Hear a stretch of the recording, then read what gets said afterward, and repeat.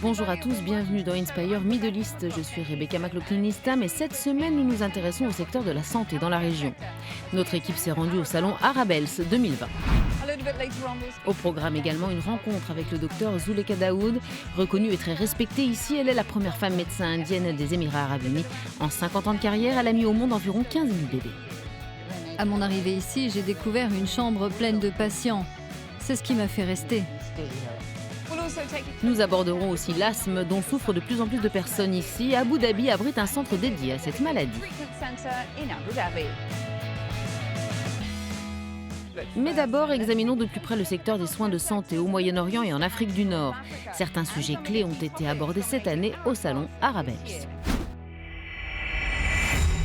Le salon Arabels 2020 a, selon les organisateurs, attiré plus de 50 000 professionnels de la santé et mis en avant les dernières innovations technologiques et en matière d'intelligence artificielle. Un récent rapport de Fitch Solutions suggère que le marché des soins de santé de la région du Moyen-Orient et de l'Afrique du Nord pourrait atteindre plus de 243 milliards de dollars d'ici 2023. Au Arabels, le PDG du plus grand réseau de soins de santé des Émirats Arabes Unis a estimé que les milliards investis dans le système de santé d'Abu Dhabi continueront inévitablement à améliorer la qualité des services. Il revient sur les mesures prises pour aller dans ce sens. La chose la plus importante que nous ayons faite récemment est l'ouverture de l'hôpital Sher Shakbout Medical City, un tout nouvel établissement de 700 lits à la pointe de la technologie. Nous avons signé un accord de joint venture avec la Mayo Clinic. Construire un système de santé incluant davantage d'Émiratis est aussi une priorité pour le PDG. Ce que nous n'arrivons pas encore à faire, c'est transférer des connaissances à une population émirati à hauteur de ce que ce pays mérite. Je pense au vu de ce qu'il investit. Il s'agit donc d'un partenariat stratégique très axé sur le développement d'un personnel soignant et de direction capable de diriger son propre système de santé.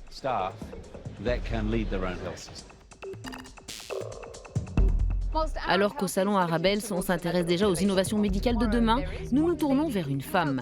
Elle a aidé à jeter les bases du système de santé aux Émirats Arabes Unis à l'époque où il s'appelait encore les États de la Trêve.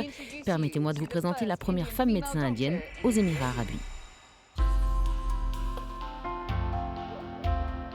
Elle a 82 ans. Des visites quotidiennes à l'hôpital, c'est le secret de l'énergie et de l'enthousiasme face à la vie du docteur Zuleyka Daoud. Formé dans son Inde natale, le docteur Zuleyka a travaillé aux côtés de son mari médecin au Koweït, avant d'être sollicité pour devenir la première femme médecin indienne des Émirats Arabes Unis en 1964. Laissant son mari pour entamer sa carrière, le docteur Zuleyka rompt alors avec les conventions de l'époque et fait acte de foi. Elle apprend l'arabe et arrive aux États de la Trêve avec peu de moyens et des ressources médicales limitées.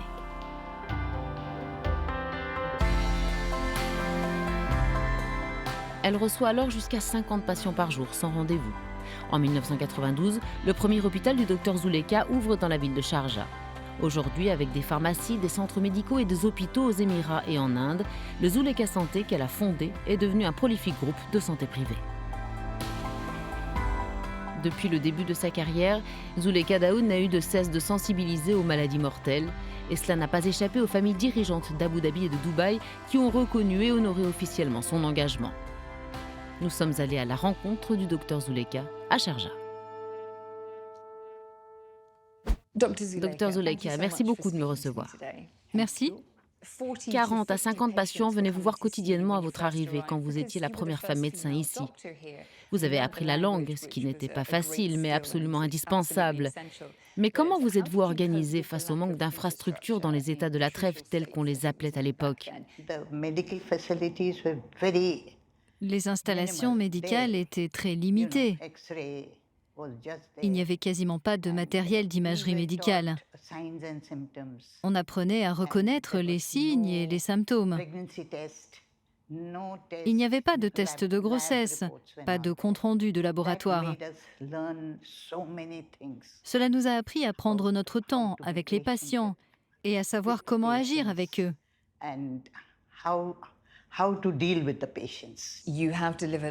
Vous avez mis au monde environ 15 000 bébés, ici, aux Émirats Arabes Unis.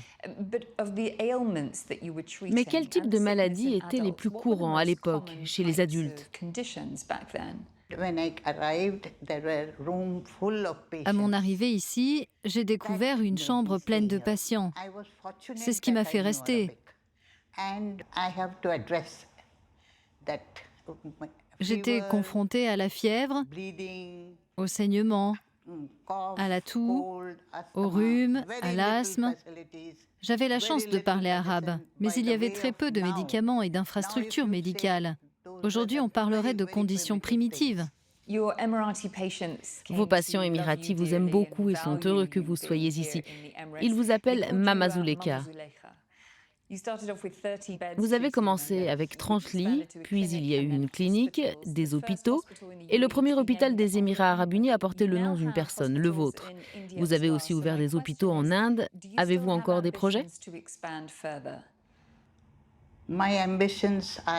Mes ambitions ne sont pas alignées avec ce que je suis encore capable de faire.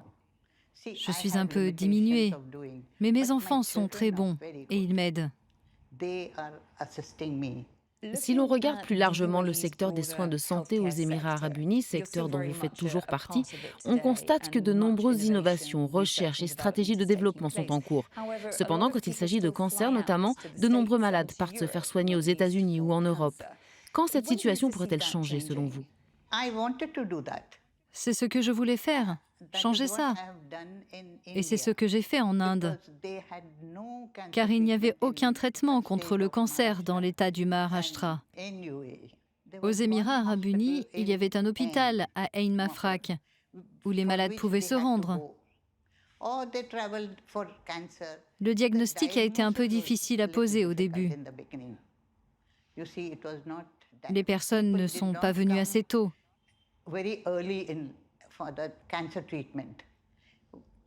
Et quand on atteint un certain stade de la maladie, il est plus difficile de se rétablir. Vous avez passé la majeure partie de votre vie aux Émirats arabes unis. Où votre cœur bat-il? Où vous sentez-vous chez vous? Aux Émirats arabes unis, vraiment. Je ne peux pas retourner en Inde et y rester. Ici, je connais les gens et les dirigeants savent qui je suis. Ils ont confiance en moi. Je suis sage-femme.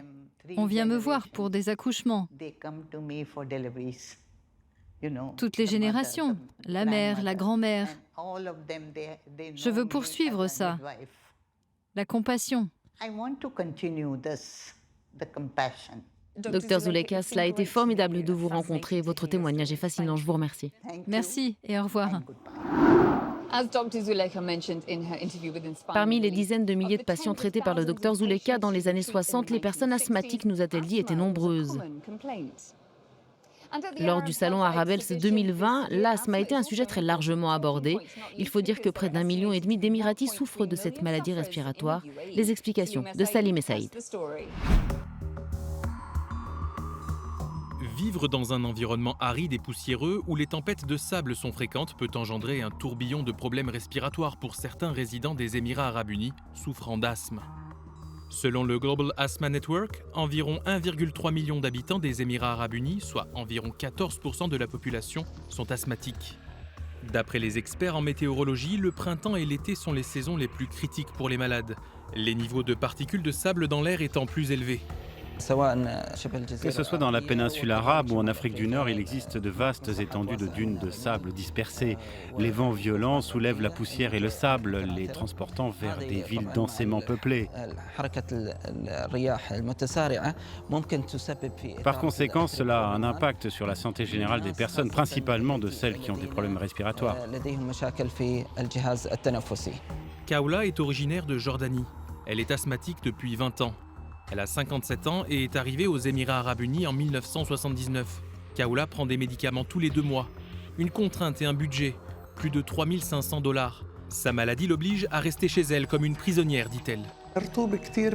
Je supporte très mal l'humidité, le sable aussi, à tel point que je pourrais rester évanouie pendant des heures, à chaque effort physique, en marchant, à cause de la poussière et de l'humidité.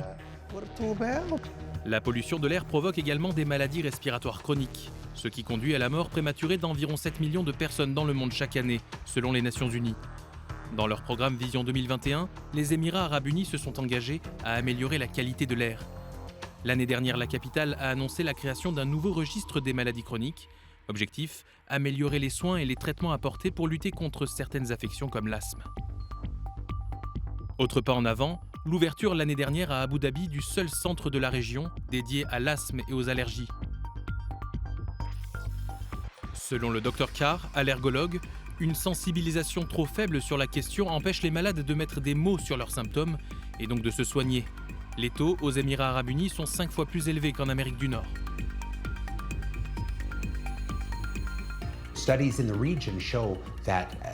Des études réalisées dans la région montrent que près de la moitié des patients asthmatiques se rendent aux urgences, manquent le travail, l'école durant l'année à cause de leur asthme.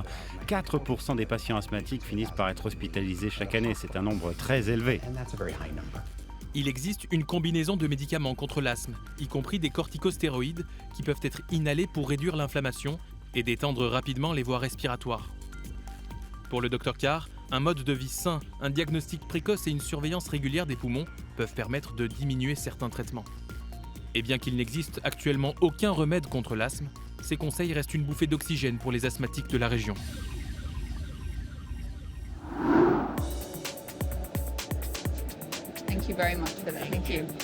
C'est tout pour aujourd'hui. Avant de regarder ce qui a attiré notre attention cette semaine sur Instagram, je vous rappelle que tous nos programmes sont disponibles en ligne sur euronews.com. À très bientôt.